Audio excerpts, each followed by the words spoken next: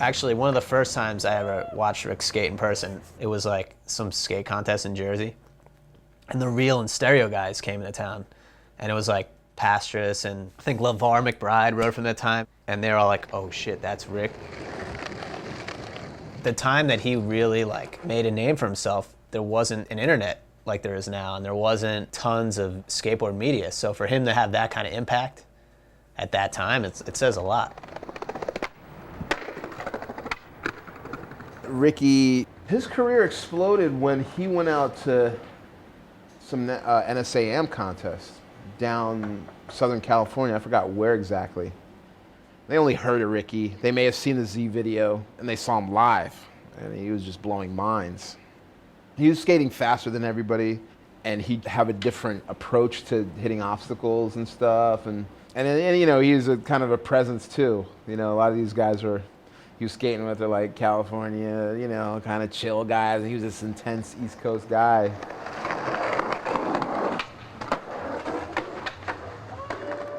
This is a very recognizable board for a lot of people for a certain time period. And this right here, this True East, you know, that was my saying.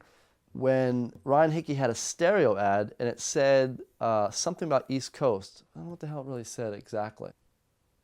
Stereo East, I think, is what it said. Yeah. And that's what made me like, well, what is that? You know what I mean? That's like, you know, West Coast companies trying to take the East Coast flavor. Stereo was the culprit of doing that a lot, man. So I called up Rodney and I fucking was bitching. I couldn't, so mad.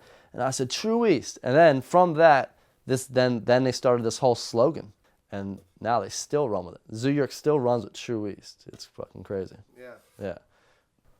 Zoo, you know, was their next coming of Shut, you know what I mean? Jeff Pang, Peter Beasy, Mike Hernandez, Harold. You got Hamilton was a part of it. I was riding Zoo when they were like on their second concave.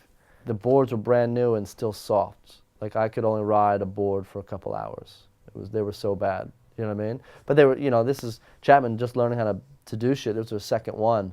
You know, Chapman makes amazing boards, but at that time, I mean, this is the beginning days of Zoo. Me being a part of Zoo York made me cool, you know, realistically. You know, we'd go to New York, be cool for a while, come back to Philly, and be cool in our own way.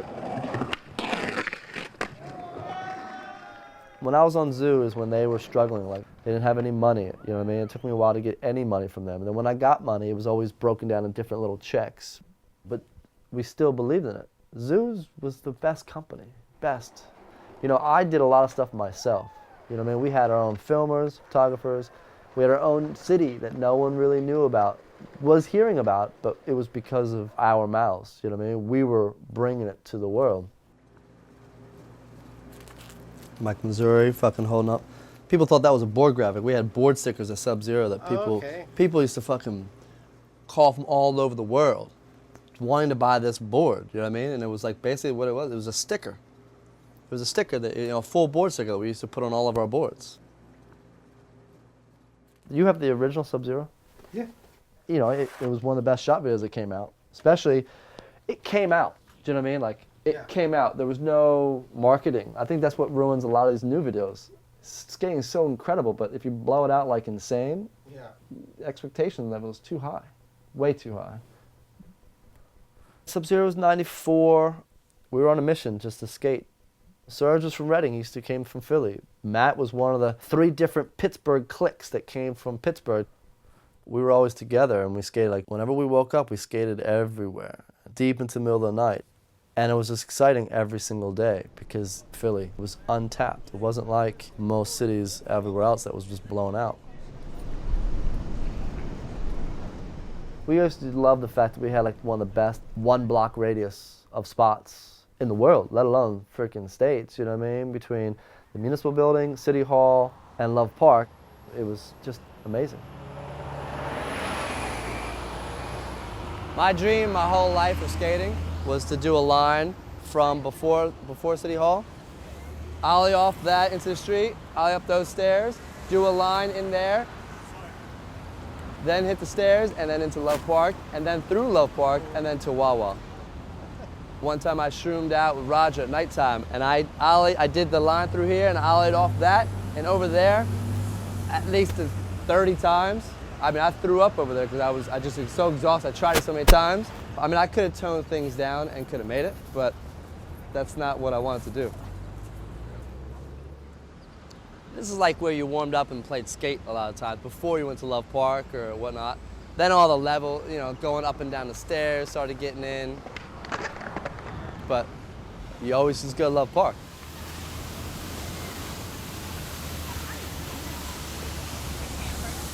Man, we own this place. That's why it was so much fun to kick people out, say, fuck you, you're not coming here. Dude, don't take photos here. Fuck you, you know what I mean? And all the homeless people and the fucking drug addicts and all those fucking dudes. I smoke weed with them every day. You know what I mean? I used to bring a blunt, like, ever since '93 started, when I started smoking blunts, I come up here with one every day and I would burn it with a group of dudes all the time. When I started filming, you know, I had heard that the people skating down at Love Park that were really good were like Ricky and Fred Gall and Matt Reason. I mean, I would go down to Love filming like random ledge tricks here and there, and then Ricky or Matt was like, hey, you should come down next weekend and film this, and it just kind of went from there, you know? We were great material for him, you know what I mean? Like, he's a filmer, he needed to film good shit, and we were doing good shit, and he was psyched on it.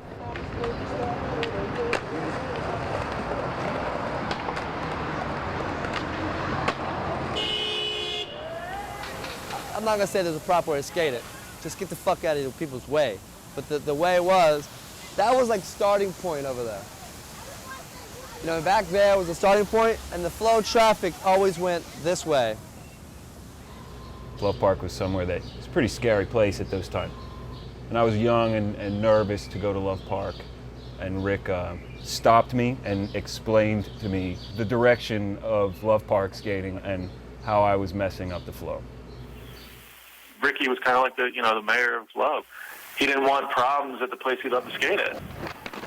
I only ever saw him in that one fight, the famous one that's in the Sub-Zero video, and I always felt kind of bad after the fact that it sort of made him look like a demon, when in fact he was being totally cool. Like, that guy, just fucking crackhead. He was in Love Park being a total dickhead, trying to fuck with little kids, and Rick tried to kick him out a couple times, like, hey man, you need to leave, quit fucking around. And then the guy just tried to step to him once, and he got his ass kicked, and a lot of the kids skating there were just that. They were kids, and he was like a man, so he's obviously going to stand up to this dude.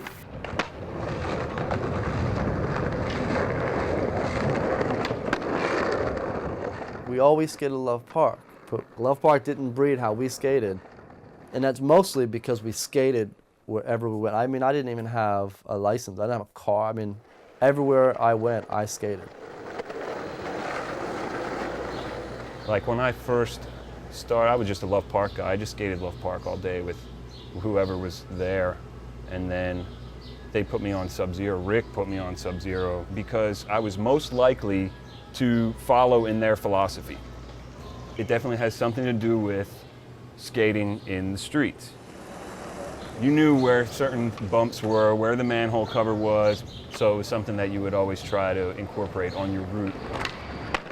It's not just pushing, you were like doing tricks and incorporating natural obstacles into your course. You know, we're just lucky. I mean, I've been to many cities, and not every city is laid out like Philly or New York. Everything was skatable. You walk out your door, and this is what we skated. All we had to think about was like, all right, I gotta skate that stoop because I pass it every fucking day, and we hit it every day. Now we just gotta incorporate it into filming it. And this line right here, this is seriously, you can see how shaky fucking Dan Wolfe is. This is like one of the fucking quintessential lines that broke his ass in the middle of the street. And if you even heard the audio, when he comes around that corner after this nose grind, he's like, whoa, because, we didn't stop. We just kept on going right there. Like, he's bumming right here. And he's like, fuck. He definitely thought it was over right there.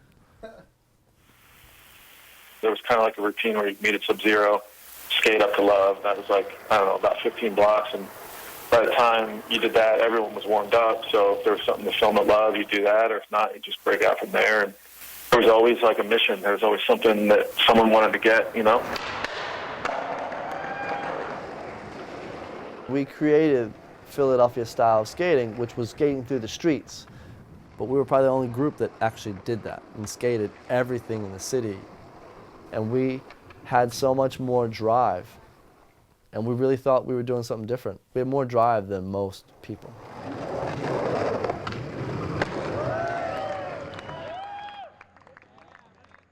Didn't you guys have the thing, like, a lot of people Switch initially pushed Mongo? Yeah, we had, if you see on our credits, we says no piss pedaling. Yeah, we have rules in here that people don't like that either, but you know what I mean? I hate when people do a trick, like say they do like a backside tailside to fakie, right? Do it. Then they go about 2 feet, then they turn around, and then they go do another trick on the bench. It's like, why'd you do it to fakie if that's what your intention was? Like, why? Just, what?